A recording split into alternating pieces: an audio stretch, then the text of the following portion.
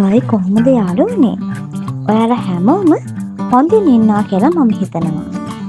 ඔන්න ඉතින් අද මම අරන් ආවේ ගමේ රස පොඩ්ඩක්වත් වෙනස් වෙන්නේ නැති වෙන්න වට්ටක්කා කළුපොල් මාළුව හදන විදිහ. වට්ටක්කා නිකන් උයනවට වැඩිය මාරම රසක් තියෙන්නේ මෙහෙම හදපුවාම. එහෙනම් වැඩි කතා නැතුව අපි යමු වීඩියෝ එකට. මුලින්ම වට්ටක්ක ග්‍රෑම් 500ක විතර කෑල්ලක් අරගෙන මේ වගේ හොඳට හොද ගන්න.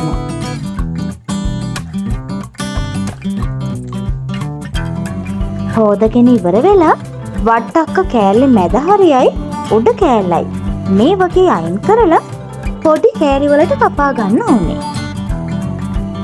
මතක ඇතුව ඔයාලත් මේ වගේ සාමාන්‍ය සයිස් කෑලි වලට කපා ගන්න.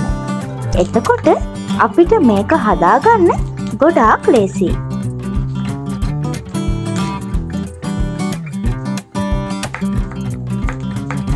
ඔක්කොම ටික කපාගත්තට පස්සේ සුදුරුණු බික් 8ක් විතර අරගෙන වම් ගෙඩියකට දාලා මේ වගේ හොඳට කොටා ගන්න. ඊට පස්සේ මද කින්දරේ භාජනයක් ලිපේ තියලා ගාගත්ත පොල් ගෙඩි භාගයක පොල් දාලා හොඳට බෙද ගන්න ඕනේ.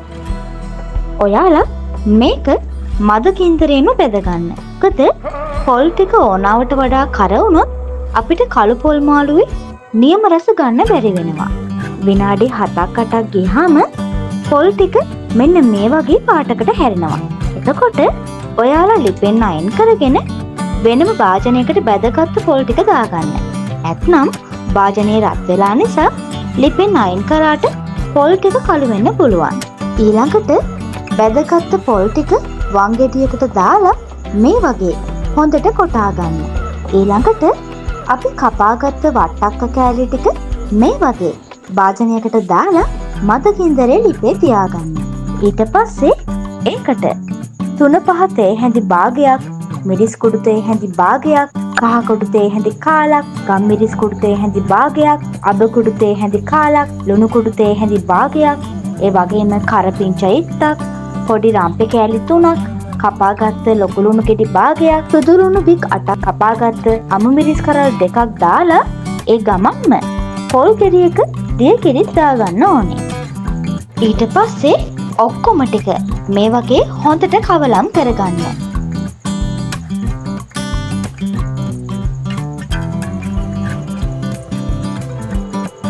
මිශ්‍ර කරලා පියනකින් වහලා විනාඩි 12ක් වගේ මද කින්දරේම ලිපේ තියාගන්න.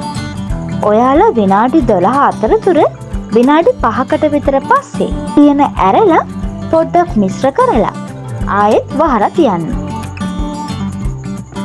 විනාඩි 12කට පස්සේ මේ වගේ ටිකක් මිශ්‍ර කරගෙන පොල් ගෙඩියක මිටිකිටි දාලා අපි බැදලා කොටාගත්ත පොල් ටිකත් මේ වගේ දාගෙන ඒ ටික හොඳට මිශ්‍ර කරගන්න. වෙනද වගේම අවශ්‍ය ද්‍රව්‍ය ටිකයි හදන විදිහයි ඔක්කොම ඩිස්ක්‍රිප්ෂන් එකේ කමෙන්ට් සෙක්ෂන් එකේ දාලා තියෙන නිසා ඔයාලට පස්සේ වෙලාවක උනත් මේ රෙසිපි එක try කරලා බලන්න පුළුවන්.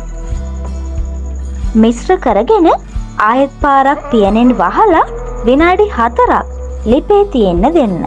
විනාඩි 4කට පස්සේ මේ වගේ ටිකක් මිශ්‍ර කරලා ලිපෙන් අයින් කරගන්න.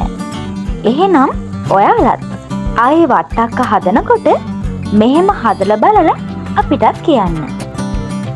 වීඩියෝ එක හොඳයි නම් ලයික් එකක් කමෙන්ට් එකක් දාලා යාළුවන්ටත් බලන්න ෂෙයා කරන්න අමතක කරන්න එපා. ඒ වගේම අපිව සබ්ස්ක්‍රයිබ් කරපු නැති යාළුවෙක් ඉන්නවා නම් දැන්ම අපිව සබ්ස්ක්‍රයිබ් කරන්න කියලා ගොඩක් ආදරෙන් ඉල්ලනවා. එහෙනම් මේ වගේ රසම රස වට්ටෝරුවක් අරන් එනකම් ඔයාලා හැමෝම පරිස්සමෙන් ඉන්න.